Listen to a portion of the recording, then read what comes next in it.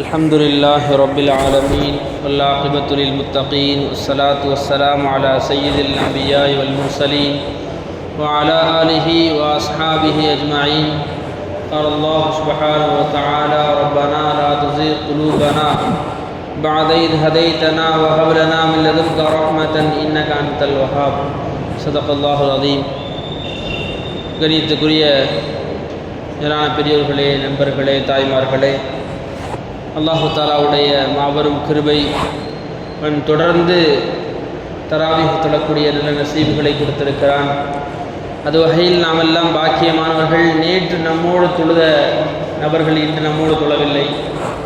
ஆகவே இந்த நியாமத்துகளை, இந்த அமல்களை என்னுடைய அறிவோ புத்திசாலித்தனமோ என்னுடைய நேர பேணுதலோ நேரத்துடைய அடிப்படையில் நான் சரியாக வந்துவிட்டேன் என்ற எண்ணங்களோ நம்மிடத்தில் இருக்குமேயானால் நாம் அல்லாஹிற்காக அதையெல்லாம் நீக்கிவிட்டு அல்லாஹ் தான் என்னை பள்ளிக்கு வர வைத்திருக்கிறான், அவன் தான் தொலை வைத்திருக்கிறான் என்ற உன்னதமான எண்ணங்கள் நமக்கு இருக்குமேயானால் தொடர்ந்து இந்த அமல்களை செய்யக்கூடிய நல்ல நசீபுகளை அல்லாஹ் தருவான். அப்படிப்பட்ட எண்ணங்களை நாம் ஏற்படுத்திக் கொள்வோமாக. கண்ணியமானவர்களே, இன்று ஓதப்பட்ட வசனங்களிலே நம்முடைய சிந்தனைக்காக ரப்பனா லா துஸிக் குலூபனா பஅத இத் ஹதைத்தனா, கடைசியாக ஓதப்பட்ட வசனங்கள். இறைவா, நீ நேர்வழி காட்டிய பிறகு எங்களை நீ வழிதவற செய்து விடாதே என்ற வாசகங்களை அல்லாஹ் கேட்க சொல்லுகிறான். பொதுவாகவே அமல் செய்யக்கூடிய வாய்ப்புகள் இரண்டு வகையாக உருவாகிறது.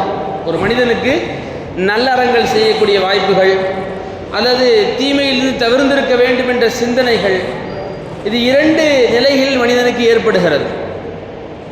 முதலாவது என்னவென்றால், அவன் நல்லோருடைய சகவாசங்களிலே இருப்பது.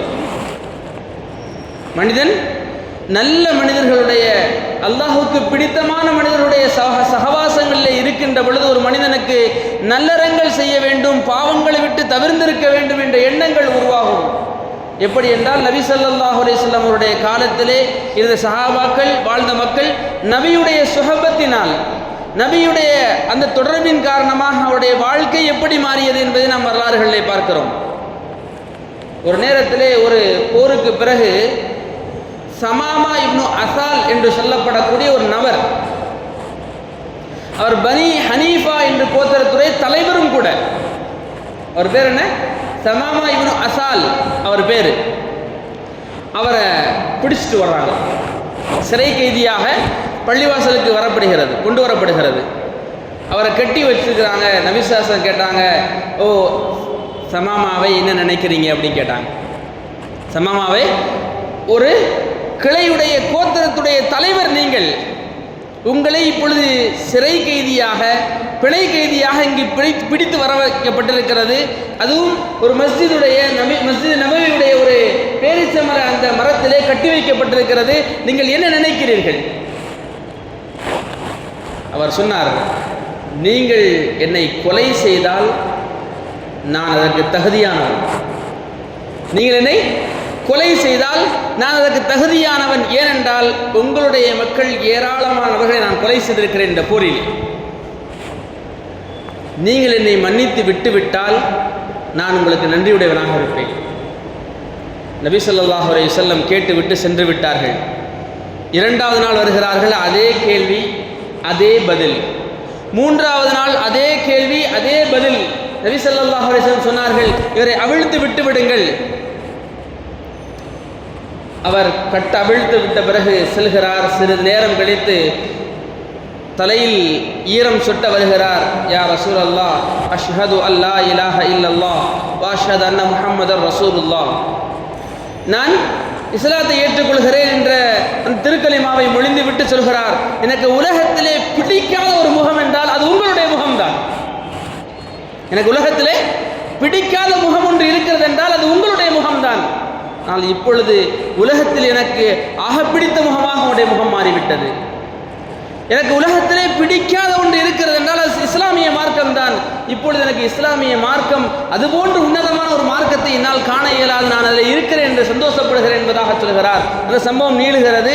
அவர் நபியிடத்திலே அனுமதி கேட்கிறார். நான் உம்ரா செல்ல வேண்டும், மக்காவுக்கு செல்ல வேண்டும், ஜியாரத் பல விஷயங்களை கேட்கிறார். நபியிடத்திலே அவர்கள் சொல்லிக் கொடுக்கிறார்கள். கண்ணியமிக்க மேலான பெரியவர்களே, நண்பர்களே, தாய்மார்களே, நாம் புரிந்து கொள்ள வேண்டிய விஷயம் என்னவென்றால், நல்லோருடைய சுஹபத்துகள், நல்லோர்களோடு வாழக்கூடிய வாய்ப்புகள், நல்லோர்களோடு தொடர்பு கொள்ளக்கூடிய சூழ்நிலைகள் ஏற்படுகின்ற பொழுது ஒரு மனிதனுக்கு நல்லறங்கள் செய்யக்கூடிய, நல்ல அமல்களில் பாக்கியமான சூழ்நிலைகளை ஏற்படுத்தக்கூடிய விஷயங்கள் உண்டாகலாம். இரண்டாவதாக, ஒரு மனிதனுக்கு எப்பொழுது நல்லறங்கள் செய்ய வாய்ப்புகள் கிடைக்கும் என்றால் இது போன்ற காலங்கள், ரமலானுடைய காலங்கள், லைலத்துல் கத்ருடைய காலங்கள், பிறநாளுடைய இரவு போன்ற காலங்கள், இதுவெல்லாம் நமக்கு சொல்லித்தரப்பட்டிருக்கிறது. இன்றைய காலங்கள் எல்லாம் உங்களுக்கு நன்மைகளை எக்கச்சக்கமாக அள்ளி கொடுக்கக்கூடிய காலங்கள். ஆகவே இந்த காலங்களில் நீங்கள் நன்மையை செய்து கொள்ளுங்கள் என்பதாக. கணியத்துக்குரிய வேளாண் தாய்மார்களே, நாம் புரிந்து கொள்ள வேண்டிய விஷயம் இதுதான். எங்களுக்கு இந்த வாய்ப்புகள் கிடைத்துவிட்டு நாங்கள் அமல் செய்து முடித்த பிறகு இதிலிருந்து நாங்கள் நகண்டு சென்று விடக்கூடாது. அல்லாஹ்விடத்திலே அல்லாஹ் கேட்க சொல்கிறான், ரப்பனா லா துஸி குலூபனா, எங்களுடைய இதயங்களை என்ன செஞ்சிடாத, வழிதவற செய்து விடாதே. பாத இத் ஹதைதனா, நீ எங்களுக்கு ஹிதாயத்து கொடுத்ததுக்கு பிறகு, நல்லறங்கள் செய்ய வாய்ப்புகள் கிடைத்து அதை நீ எங்களுக்கு கொடுத்து விட்ட பிறகு எங்களுடைய உள்ளங்களை யா அல்லாஹ் நீ என்ன செய்து விடாதே, பிறழச் செய்து விடாதே. அமல் இல்லாமல் எங்களை ஆக்கிவிடாதே, தொழுகை இல்லாதவர்களாக ஆக்கிவிடாதே, நோன்பு இல்லாதவர்களாக ஆக்கிவிடாதே, திக்ர் இல்லாதவர்களாக ஆக்கிவிடாதே, சதக்கா தான தர்மங்கள் செய்ய வேண்டும் என்ற சிந்தனையிலிருந்து எங்களை வேறுபடுத்தி விடாதே. இதுவெல்லாம் நாம் அல்லாஹ்விடத்திலே கேட்க வேண்டும் என்று ரப்பு சொல்லி காட்டுகிறான். கண்ணியத்துக்குரிய மேலான பெரியோர்கள், நண்பர்களே, தாய்மார்களே, நாம் விளங்கிக் கொள்ள வேண்டும். ரமலானுடைய காலங்கள் நீள நீளமான அமல்களை செய்து கொண்டிருக்கிறோம். ரமலானுக்கு பிறகும் நாங்கள் அமல் செய்ய வேண்டும் என்ற எண்ணங்களோடு நாம் அமல் செய்ய கடமைப்பட்டிருக்கிறோம். வல்ல அல்லாஹ் நம்முடைய சந்ததிகளையும் நமக்கும் நம்ம ஈண்டெடுத்த பெற்றோர்களுக்கும் ரமலானை போன்று ரமலான் அல்லாத காலங்களிலும் அமல் செய்யக்கூடிய நல்ல பெருநசீபுகளை கொடுப்பானாக. ஆகிர் தஅவானா அல்ஹம்துலில்லாஹி ரப்பில் ஆலமீன். அஸ்ஸலாமு அலைக்கும் வரஹ்மத்துல்லாஹி வபரகாத்துஹு. சுப்ஹானல்லாஹி வபிஹம்திஹி.